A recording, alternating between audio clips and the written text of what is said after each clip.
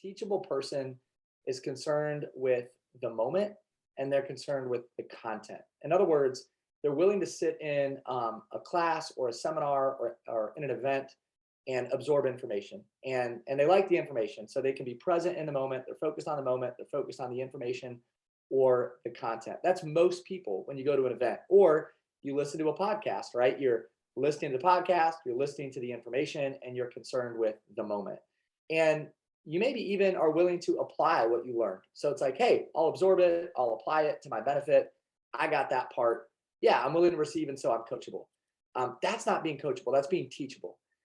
Being coachable means you're concerned with the future and you're concerned with relationships. And that's the spirit of a coachable person. You're listening to the Building Men Podcast with Dennis and Anthony Miralda, brothers on a mission to help you become the strongest version of yourself mentally, spiritually, emotionally, and physically.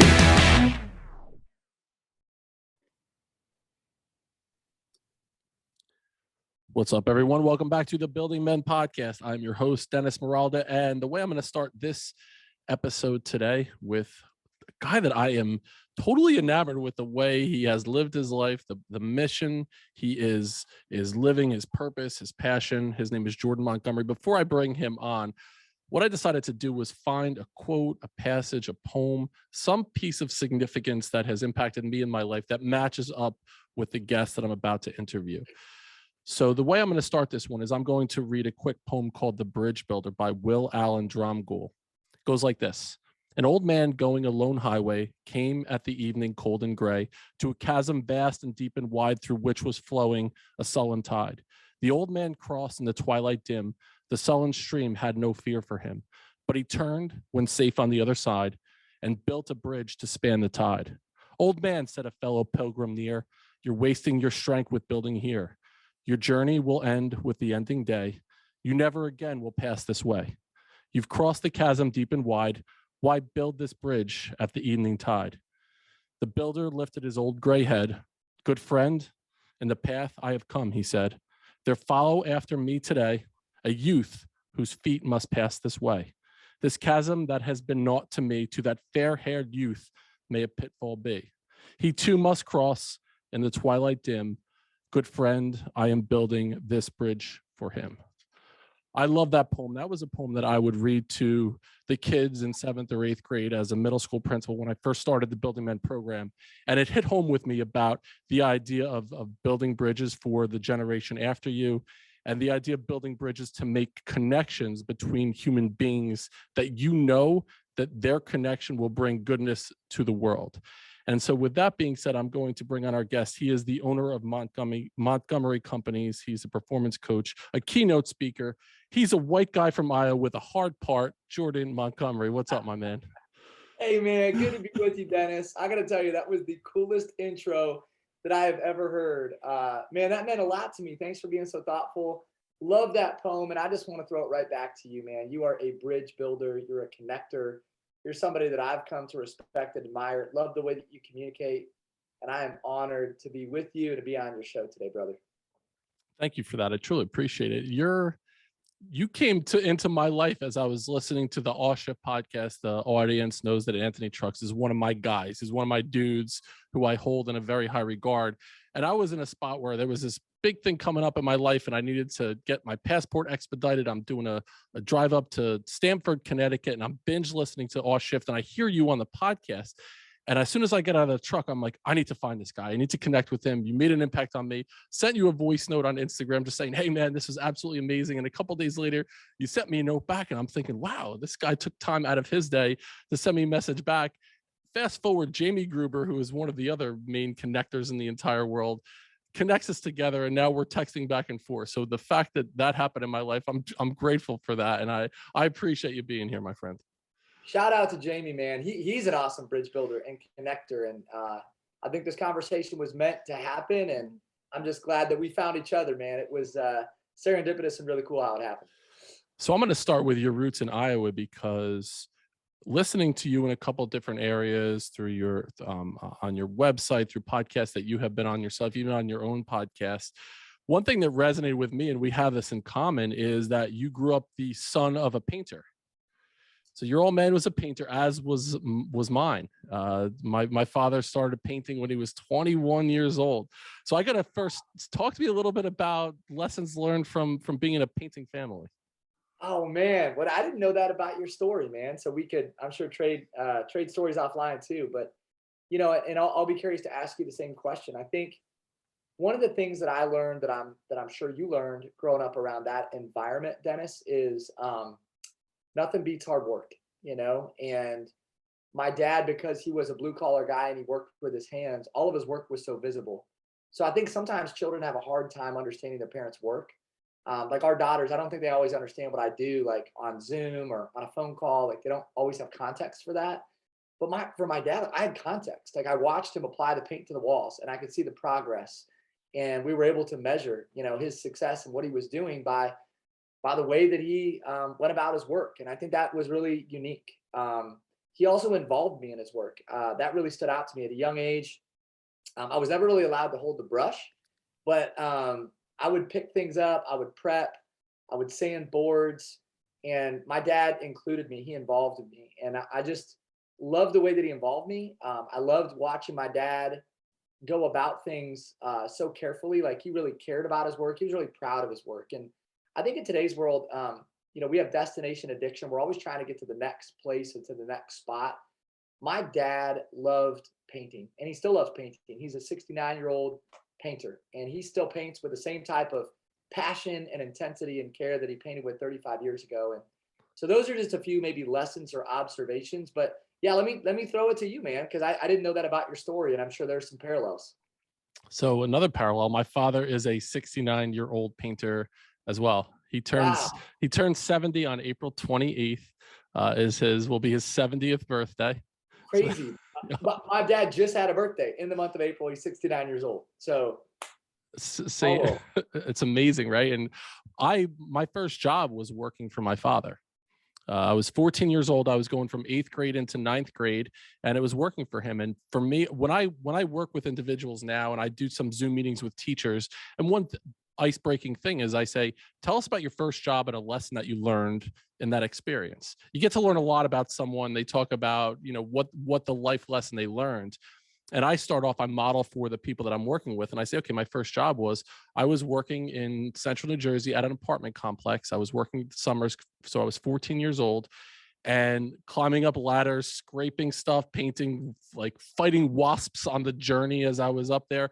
But I recognized what my father did on a regular basis. I knew he was a painter, but I saw on a day-to-day basis the blood, the sweat, the tears that he put into this business as an entrepreneur to provide for my family. So I gained this level of respect for him and the effort that was put into everything that he was doing.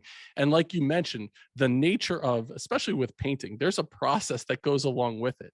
It's not just slap the shit up on the walls and walk away from it. Like you have to be really intentional about the work that you do beforehand, the scraping, the priming, and then at the end, you want to take a step back and take a look at what you have created, knowing that it looks totally different than it did before. So the process that you are able to go through to see that end product is worth it 100%. So that was a lesson that I learned from my old man.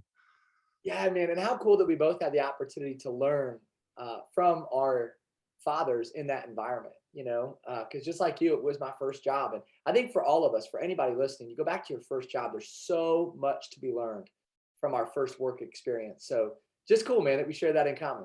Absolutely. And so going through your experience, so now we both have this blue collar dad, teaching us the value of hard work. While your mother was an educator, was a teacher, my mom stayed at home to raise my brothers and my sisters. And she was a teacher at heart. I know that that's what she would have done had she gone to college. So we have that in that similar experience as well. And I also think about why I wanted to get into education and not do blue collar work was because of seeing my father and seeing him come home from work after a 10, 12-hour day, really broken down. So it pushed me to go into education, wanting to do something where it wasn't manual physical labor. Did you find the same experience? Did you feel like you wanted to go into more of the business world because of seeing how hard your father had to work? I think it was two things. I think that was part of it. I also think, Dennis, I found out, and my wife would tell you too, I am like the least handy person. And I don't know that I'm detailed enough to paint. Like, I made enough mistakes on the job with my dad. I think he was like, hey, son, you got to go find something else to do because you're not going to be good at this. So I think, I learned what I was good at. My dad helped me with that. He helped me identify my gifts, but he probably also pushed me to understand the areas where I needed to grow. So some of it was by virtue of the fact that I'm not sure I was cut out to be a painter based on my skill set. It's funny you mentioned that. There were times that I would intentionally mess things up a little bit, thinking, hey, if I'm not that good at this, then maybe I won't have to cut in the baseboards, because who wants to be on their hands and knees with a brush cutting it? So I would get some paint on the carpet just so it was like, I don't have to do that anymore. He saw right through it. He's like, bullshit. Yes, You're going to yes. learn how to do it. You're going to do it again and again and again and again until you got it. All right. So now you have this idea. So maybe you're not the most handy person in the world, which I that resonates with me as well. I could do something really well the third time I do it. Yeah, come on. I'll tile a floor. It'll look like shit the first 2 times, and then I'll learn how to do it. So that going through the reps a bit. Yeah. So talk to us about your experience in especially in high school. A lot of what we're doing in Building Men is helping young men understand a lot of these life lessons that we have ultimately learned as men throughout the course of our careers and the course of our lives. What's a lesson or two that you learned as a student in school that helped you in doing what you're doing right now as this motivational speaker, as this really powerful business coach? Yeah, I went through a really unique time in high school, Dennis, because my parents got divorced. And so we lived in a small town. I hadn't been around a lot of families that had dealt with divorce. You know, at that time of my life, it was kind of the quintessential small town. Grew up in the church. And my parents got divorced. And as far as I knew it, we had lived a fairly regular, normal, middle-class life. And so it really rocked me from the inside out. And I struggled with that at 15 and 16 years old when I first found out that my parents were going to split up, and then eventually they divorced. What I learned in school, though, was that there's great power in empathy and compassion. And I had some teachers, unbeknownst to me at the time, that knew what was going on at home, and they knew some of the struggle that I was dealing with. And while they didn't approach me directly about that situation, they showed me extra love and care. And man, I get emotional as I talk about this because there was a moment. It was probably my hardest day. At that point in my life, at 16 years old, it was the hardest day that I had lived up to that point in my life. I was just devastated by my parents splitting up. And my high school football coach, his name was Pete Kavanaugh, and Pete's a great guy, still coaching today. And he called me into his classroom, and this is, it sounds so insignificant now as a 34-year-old telling the story, but at 16, your worldview is so different, right? The things you think are important and unimportant. And Coach Kavanaugh wanted me to weigh in on our new football uniforms, right? Like not a huge deal. But he called me to his office, and he sat me down and he said, hey, we're going to get new uniforms, our high school football team. And I'm not really asking, any of the other players, but I want your opinion, Jordan, because it matters. And I see you as a leader, and I want you to know that you have a voice. And I just like your opinion. And to this day, I've never asked Coach Cav if he knew that was my most difficult day. But he's a big-hearted guy who has a ton of compassion, has had a huge influence on my life. And something about the way that he communicated with me that day signaled that he knew that I was hurting and I was broken. And it was a small moment that was seemingly insignificant that meant so much to me as a 16-year-old. I mean, at 34, I could even get emotional about picking out my high school football uniform. But I think what I learned is that teachers and leaders and adults who have influence over children can have such a huge impact. And small moments matter. There's that idea that we're always one moment away from a different life. And that was a moment for me. And his belief in me, his kindness really transformed really transformed my mindset, my perspective. And I think just a reminder that our youth are tender, and they need kindness, and they need compassion. And I got to experience that as a 16-year-old kid. So if you ask me about a high school lesson, there were many. I'm grateful to grow up with a bunch of great people around me, but that was one that really stands out. How about for you? Anything from your youth or high school experience that stands out to you, Dennis? I had a really challenging experience with bullying as a sixth grade student, and it changed the trajectory of my life. I talk about it off on the podcast, and for me, that experience was more in a negative sense. As a sixth grade student, getting bullied by kids that were 3 years or 2 years older than me. So I was in sixth grade; they were in eighth grade, and it really impacted the way that I showed up for a long period of time. One lesson that I learned during that time. Was the wrong lesson, and it was that I needed to do things to make other people happy, that I needed to seek approval, to people please, to it was almost shedding who I was authentically to avoid conflict. So I went through the challenging experience that I had growing up through that time was more of a negative thing, that it's actually something that I was able to go back and reconnect with that story and retell that story to where I am not the victim of the story anymore. It changed the trajectory of my life. It happened to put me where I am right now. As far as a positive thing that I learned, there was a time going from my junior year to my senior year in high school where I was a good baseball player when I played college baseball. And I had a really good sophomore season, really poor junior season because I found girls and booze in the same summer. And it started changing how I showed up. And I had a coach that basically like grabbed me by the scruff of my neck. And he's like, is this what you want to do with your life? Is this where you want to go? Is this who the person that you want to be? And it was that tough love. He's like, I love you. I care about you. I believe in you. And again, like that feeling, that level of emotion going back all the way to whatever, 1993, when he had this conversation with me. But it was like, wow, he's going to carry the belief in me until I'm able to carry the belief in myself, which is what he did. And that conversation that I had with a coach really changed how I wanted to show up into my senior year in high school and then into college and beyond. So the conversation that Coach Kavanaugh had with you, he might not have recognized. He might just be like, see you walking by. Hey, Jordan, come on in here. Do you like the shiny pants, or should we get the black pants? Whatever it was. Should we change our colors to Hawkeye black and yellow? Should we go in that direction, or are we going to stick with where we are?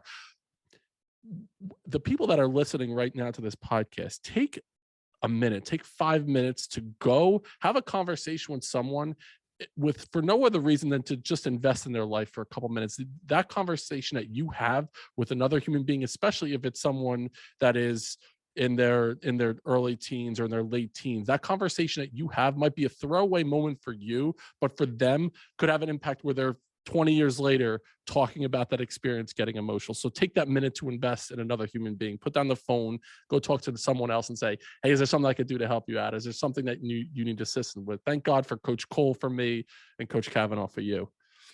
Yeah, man. And don't you believe that more is caught than taught? Kindness is contagious. Negative energy is contagious, but positive energy is also contagious. And so that's a good word, man, for anybody listening. Take time to reach out, be kind, be thoughtful. You never know how you're going to show up and make a difference for somebody that you're leading.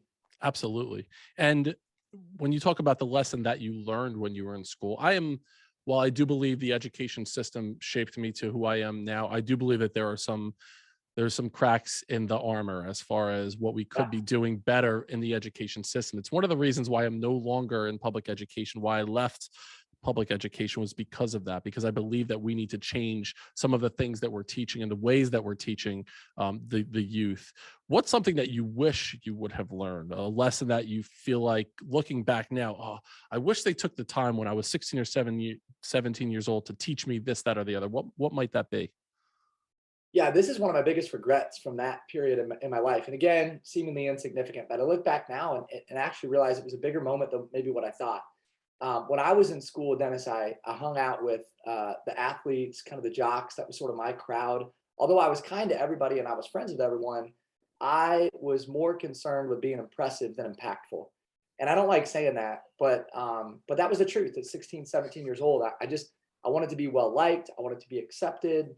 I wanted to be impressive. And I was more concerned with being impressive than impactful. And there was a speech teacher. She was like a language arts teacher. She taught speech. She coached speech, and her name was Mrs. McClintock. And my older brother, went to state in speech. A very gifted communicator. We actually worked together today. And so we had this gift of communication that was realized at a young age.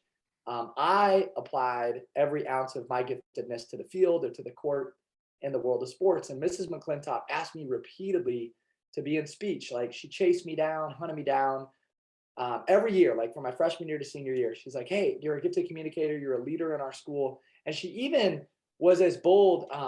She was even as candid as to say, I think if you'll join the speech team, it will open a door for others. Like it will pave a way for others to do the same. And the reality is, Dennis, I wanted to be in speech. I wanted to do it, but I didn't do it because I was more concerned with being impressive than impactful. And my ego got in the way. And I don't know how that would have shaped my journey. What I do know is that I speak for a living today. It's what I give my time and my energy to. It's what I'm passionate about. And I really didn't begin that journey until I was, maybe like 25 or so.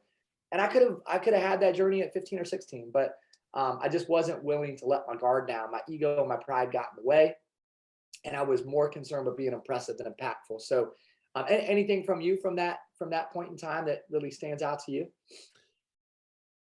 Something I wish I would have learned is the power of our mindset. We go through school and totally agree with the presentation aspect and the speech aspect of it, because we're asked to give presentations and we're not taught how to speak publicly at all. I didn't take a public speaking class until my sophomore year in college, actually. But for me, it's the power that our mind has over our trajectory and our future. Think about the negative self-talk that we all use so frequently, and how often we have these repetitive thoughts that happen. Most of our thoughts are repetitive, and most of those thoughts are negative, right? So what can we do to take care of our mental health? I wish I learned about meditation when I was in high school. Meditation for me was people that lived in India, and they wore garb and they sat around with incense and they were chanting. I had no idea that, wow, if you take 10, 15 minutes a day to get some of that stuff that's clogging up where you are, really take time for yourself in a mental health aspect. I wish I knew those things at that point. And it's something now when I'm working with young men, I talk about meditation, what an impactful thing it is to do, to recognize the impact that our thoughts have on us. And our thoughts are just that. Our thoughts are not who we are. They don't define who we are as human beings. Our thoughts are thoughts. We are the thinker of our thoughts. We are not our thoughts. That's a lesson I wish that I had learned when I was 16, 17 years old. I wish I learned that lesson when I was 41 years old. And I'm 45, I'm 45 right now. Yeah, come on. That's a good word. Yeah, so much to unpack there. Thanks for sharing. Absolutely. And you mentioned the coaches, the teachers that you have, and I see teachers and coaches are people who see you as the end product. They don't see you as you are, that you exist currently. They see you as who you may become. And the teacher that you just mentioned that wanted you to join that speech team saw you as who you would ultimately become, and all the credit to her as well. I think too, the difference between being teachable and being coachable, and it's something that you talk about, and I would love for you to share that with the audience, the difference in someone who's teachable versus someone who's coachable. Well, I think most people consider themselves to be coachable. And I think I thought I was coachable at a young age. I wasn't coachable, I was teachable. And here's the difference. A teachable person is concerned with the moment, and they're concerned with the content. In other words, they're willing to sit in a class or a seminar or in an event and absorb information. And they like the information. So they can be present in the moment. They're focused on the moment. They're focused on the information or the content. That's most people when you go to an event or you listen to a podcast, right? You're listening to the podcast, you're listening to the information, and you're concerned with the moment. And you maybe even are willing to apply what you learned. So it's like, hey, I'll absorb it, I'll apply it to my benefit. I got that part. Yeah, I'm willing to receive, and so I'm coachable. That's not being coachable, that's being teachable. Being coachable means you're concerned with the future and you're concerned with relationships. And that's the spirit of a coachable person. They pursue the future, they pursue relationships. So the coachable person might listen to this podcast, right? And there's somebody listening right now. And here's what I'd encourage you to do. If you follow Dennis, if you listen to Dennis's content, if you're a follower of the Building Men podcast, you listen to this show repeatedly, but maybe you've never reached out to Dennis. Maybe you don't know Dennis. but you're like, yeah, but I love learning from Dennis. I like hearing him. I like the guests of the interviews. Well, reach out to Dennis. If Dennis has helped you, reach out. Don't make it about the moment. Make it about the relationship. Pursue Dennis. Reach out, and you could say with a posture of humility and a heart of gratitude, hey, Dennis, I've been learning from you. And not only have I been learning from you, but I've been applying what I've learned, and I actually want to share what I've learned with you. I want you to know the difference it's made in my life. Here's 3 things that you've taught me. Here's what I've done with it. And I want you to know it's made a difference. I would love to continue learning from you. And I know you're a really busy guy, so you probably don't have the time. But if by chance you'd be willing to give me 14 minutes of your incredibly valuable time, I promise you I'll make that time count. I'll show up prepared and I'll pay it forward. And that's the spirit of a coachable person, because a coachable person wants to continue learning. They value relationships and they're concerned with the future and moving forward with whatever it is that they've absorbed. So that to me is the difference between the spirit of a teachable person and a coachable person. I truly appreciate that. I love that. And to me, it speaks volumes with the idea of, paying it forward. What can you do? Wholeheartedly believe in this. What can you do to make someone else's life a little bit easier? Even if it's someone that you've never met before, but taking that moment, taking the opportunity to reach out and help someone in that way. And I also want to acknowledge the story that you told about the experience in high school, putting yourself in a space to be vulnerable. One thing that I speak about frequently with the idea of masculinity, as we're all trying to figure out what it means to be a man. What does masculinity truly mean? Yeah. And we've all adjusted our opinions on it. What I believed when I was, in 7th grade and 12th grade, when I was 22, 28, it's changed, and it's undergone a metamorphosis over the past couple of years. But I do believe there is this balance that exists between strength and vulnerability, and having the courage on both sides. And something that you talk about frequently is the idea of vulnerability, being able to lean into those difficult moments, like you just did on a podcast, going to that emotional space when you were 16, 17 years old. So I'm going to ask you to share a vulnerable moment with us. And there's a quote by a guy named Brandon Stanton, and the quote is, sometimes you have to let life save you from getting what you want. So I'm going to ask you to take us through a little bit of a journey. There was a life-changing moment that you had on April Fool's Day of 2015, I believe it was, where everything that you were building your life towards and what you believed in, and you were stacking your chips in one area in your life, it came crashing down and you had to shift your focus. So talk to us a little bit about that experience on that day. Yeah, well, to set the stage, and I appreciate the question because it was a pivotal moment in my life. To set the stage, I at the time worked for a Fortune 100 company, and I was really fortunate to be around some good people at a young age. Worked really hard. It was kind of like hard work meets opportunity. And over the course of 5 years, I built one of the top financial practices inside that company. We had grown one of the best offices inside that company nationwide. And then I started to sort of act as a consultant to other advisors and leaders of financial organizations. And so I was flying once a week to a different organization to teach, coach, and instruct. I was planning with my clients, and then I was also growing my own organization in Southeast Iowa, of all places. And we were experiencing this crazy amount of success. And so here I was, this young guy who thought, Dennis, I was living in the proverbial penthouse. I sort of had the world by the tail. I was building this big house, and I thought I had influence, and I was leading hundreds of people, and everybody was telling me that I was great and giving me pats on the back. And on April 1st of 2015, all of that changed, literally overnight. I got a call from my managing partner at the time, and he said, Jordan, I need to meet with you right away. And I remember I was so naive, Dennis. I was irritated at his request. Like, I was thinking, I've got a busy day and I've got a lot of meetings that I have to get to, and I just don't know if I have time for that. And he said, no, it's really important, actually. Whatever's on your calendar, you got to clear it because we need to meet. So I went to his office sort of begrudgingly, and I'll never forget, he walked into his office and he looked me square in the face and he said, I love you and I care for you, but today is going to be your last day at our firm. You haven't done anything malicious or intentional. However, you've been casual and careless. And when you're casual, you create casualties. And on that day, I was the casualty. The reality is I hadn't done anything that was malicious or intentional, but I did have a casual spirit. I was moving very fast. I was very concerned with achievement and status. In other words, I wanted to win.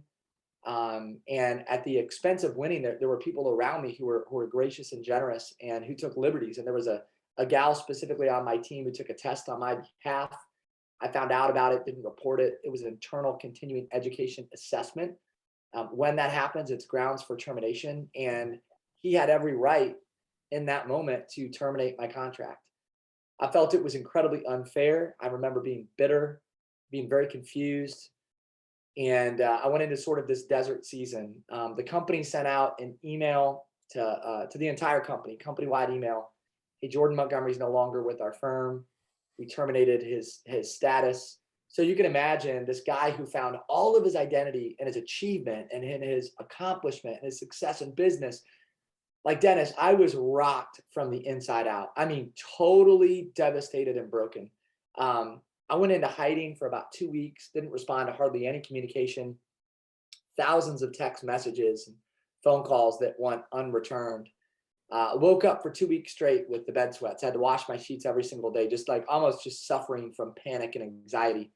And I didn't just get fired, it gets worse. I was involved in a bunch of real estate projects. Every project went sideways because of my employment status. The bank called the loans. I lost millions of dollars literally overnight, just bled financially all the way down to zero, stood on the door of bankruptcy and lost virtually all of my influence. The short story is the company took me back. They actually rehired me, gave me a second chance, but moved me to a new location without any of my clients. And anybody who knows that business knows that in many models, and this was the case with my model, is it was 100% commission business. So if you want to start it again, you're going to start from zero. So I started in a non-natural market where I knew nobody, Minneapolis, Minnesota.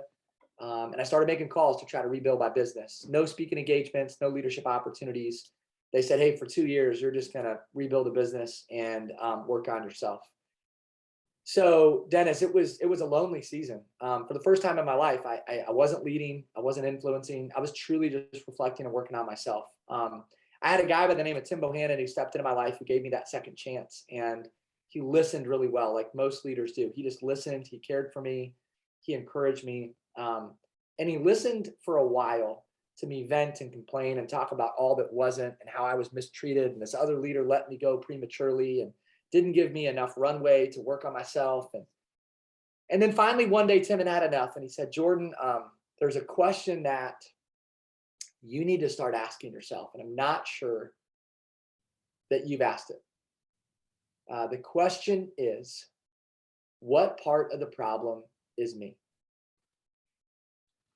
And I remember like pushing back on Tim, and I was like, well, I'm self-aware, but the problem is, I made a mistake, but it was minor and it was really still very unfair. And he said, no, Jordan. It doesn't matter if you're 5% of the problem or 95% of the problem. Asking that question, and more importantly, identifying the answer will be the thing that sets you free and allows you to move forward. So I did, Dennis. I asked that question. I started to really look inward and work on myself and get real with the areas where I needed to grow: my pride, my ego, my insecurity, my communication, my stewardship, the way that I handled money and relationships. And in that season, I met my now wife. Her name is Ashley, and she had 2 children, Audrey and Claire. In that season of dating and sort of courting her, made a decision to propose. Proposed on July 1st of 2017. We got married January 1st of 2018. And Audrey and Claire are now my daughters. Ashley's my wife. We have a 3rd child, Olivia, together, and we have a 4th on the way. And the beautiful part about that story, Dennis, and this is so often the case, is that sometimes, God's preparation is packaged as pain. I didn't want to go through that. I didn't want to feel that.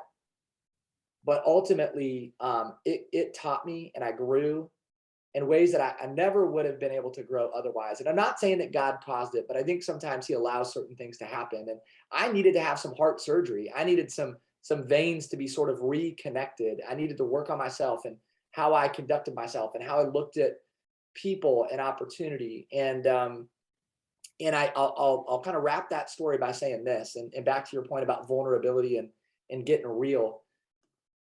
I came out of that season, and for a long time, I couldn't talk about what happened. In fact, if somebody would have asked me on a podcast or in a conversation, like, "Hey, what happened?" I would have been like, "Oh, you know what? I had a falling out. I found a new opportunity, and I just it just wasn't for me. So I had to kind of move to a new city and start a new thing." No, I got fired. That's what happened. I made some really bad decisions. I got fired. I was casual. I was careless. I let people down.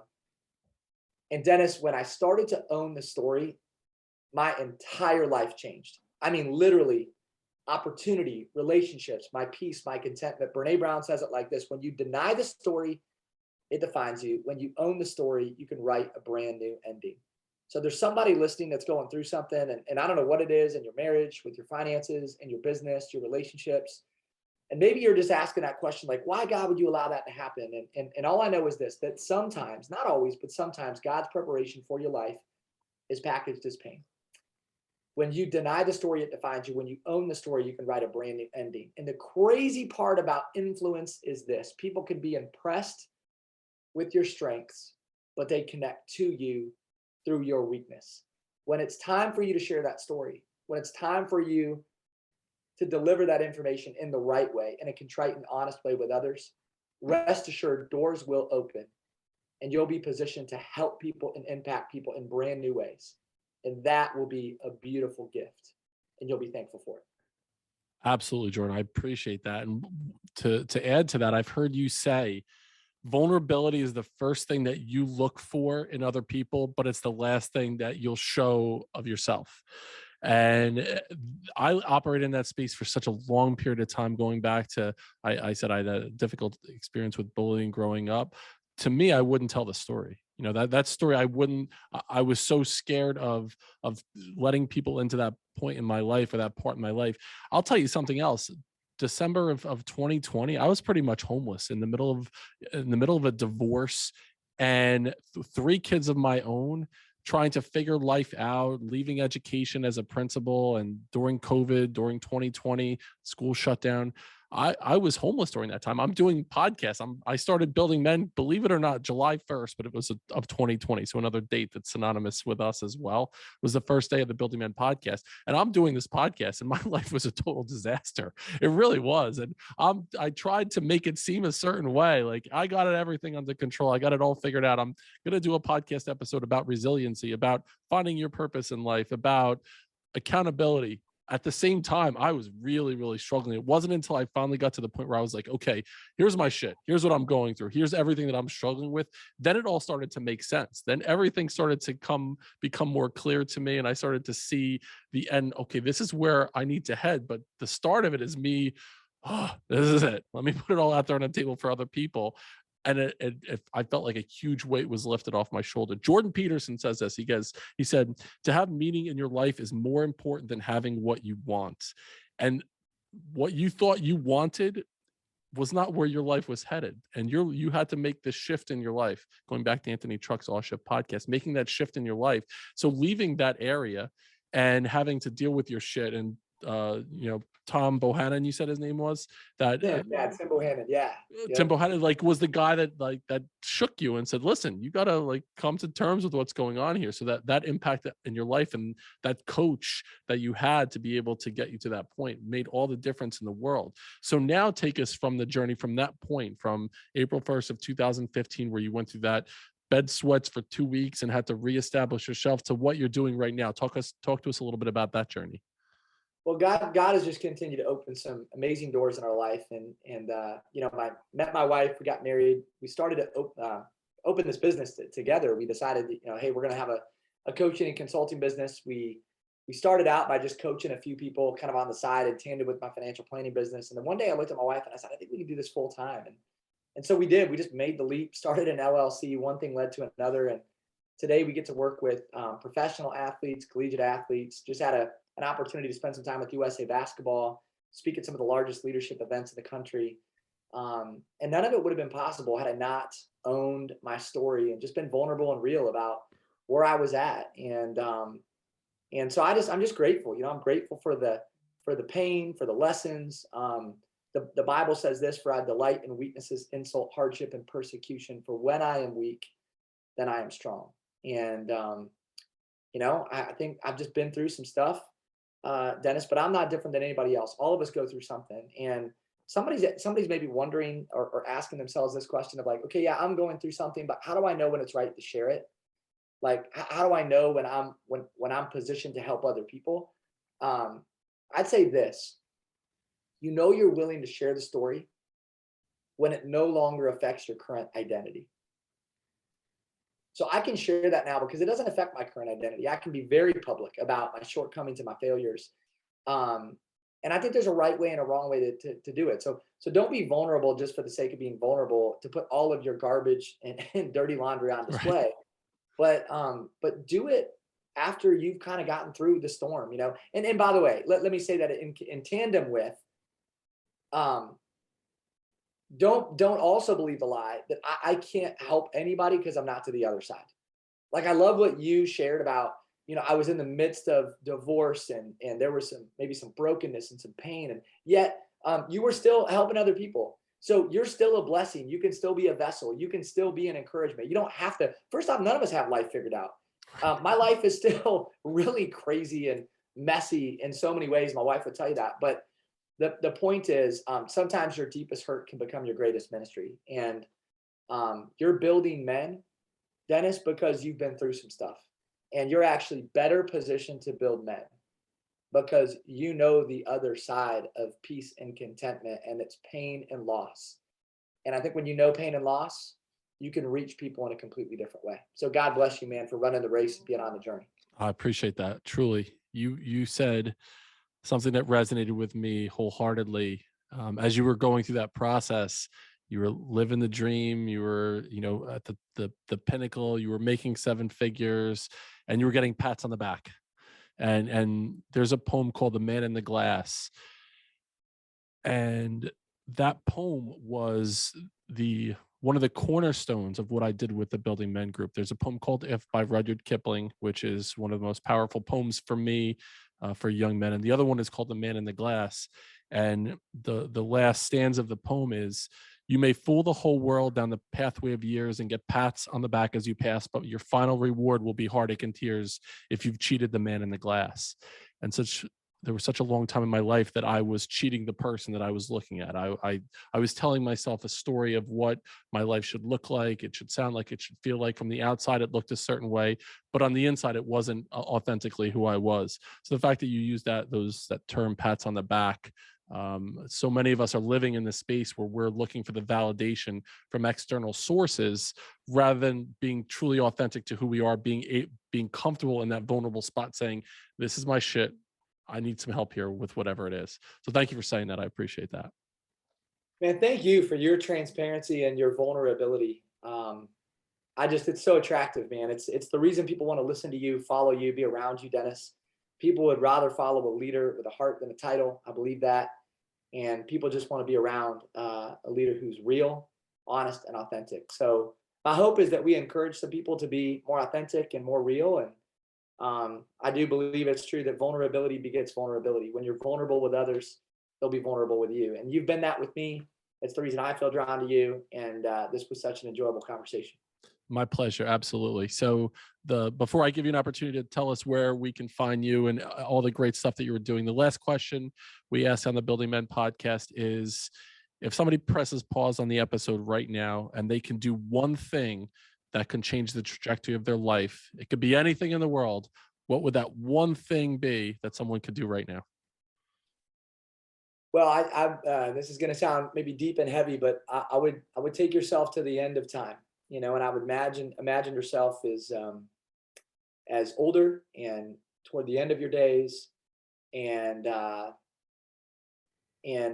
Milet says it this way. This is just beautiful imagery. He says, I'm chasing the person that I was created to be. There's a destiny version of me, and someday I'm going to meet that person. Someday I'm going to get to the gates of heaven, and I think God's going to introduce me to the person that I could have been, the destiny version of me. And I hope the man that I was and the man that I could have been are not total strangers. And so as far as advice goes, I just think about the destiny version of you. Who are you created to be? What are your gifts? What's your God-given giftedness? What are the things that light you on fire? What do you get excited about? Make sure you're leaning into those things. You're using your gifts, and you're thinking about what it means to be the destiny version of you. Because someday I do believe, Dennis, that we're going to meet that person. And I don't know about you or anybody listening, but I don't want the person I was and the destiny version of me to be complete strangers. So I'll just leave you with that thought. That's been a thought-provoking sort of imagery. It's been helpful for me.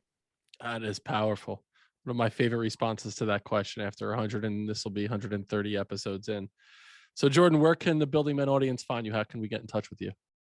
Like you, Dennis, I'm fairly active on social media, primarily on Instagram, Jordan M. Montgomery, LinkedIn, Facebook.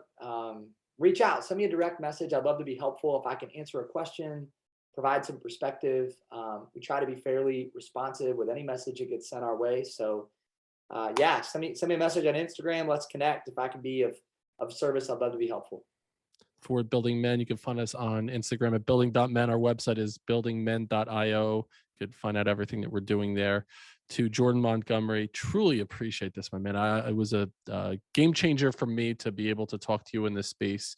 I'm a fan of yours. I'm a follower of what you're doing. So I'm honored to have you on as a guest. I must I'll end in this way. It goes back to the beginning poem by Will Allen Drumgoole. To a fellow bridge builder, he too must cross in the twilight dim. Good friend, I am building this bridge for him. Building Men audience, go a step further than you thought you can go. We'll see you next time on Building Men.